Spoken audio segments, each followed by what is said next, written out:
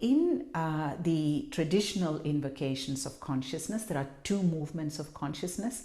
One is the movement that is more the mental consciousness, which is, as we just said, it's about those frameworks of linearity, of cause and effect, of problems and solutions. And then there is the larger movement of consciousness, which is what we call the primordial or elemental consciousness, which is not simply the opposite of a mind-led movement. It is something completely other.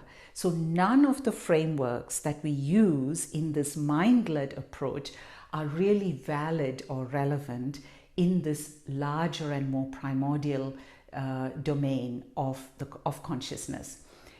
There is a traditional saying in Indian philosophy which says 3/4 of word is hidden in the cave.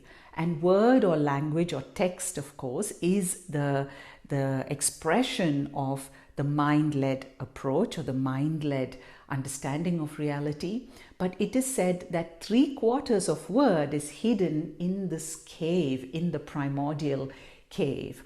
And so we can't really apprehend or even perceive the intelligence of the cave through the limited domain of word.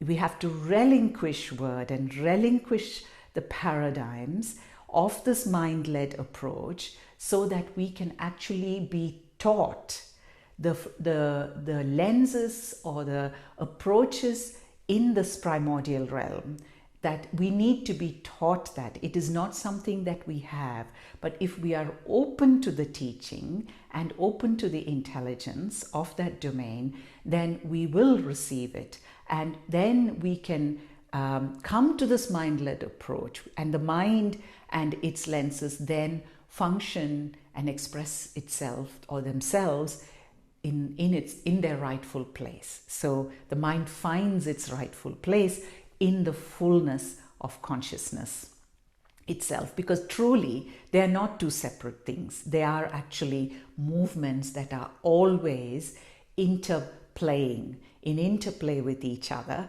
And when we ignore the greater part of that movement, we actually ignore it to our own detriment. It's not that that movement doesn't happen. It does happen, but it's just that we are operating in what, again, traditionally is called a kind of a deluded state, because we're ignoring the 3/4 of the movement and considering that the small part of our mind-led approach is everything. And that is often referred to as a deluded way of approaching reality.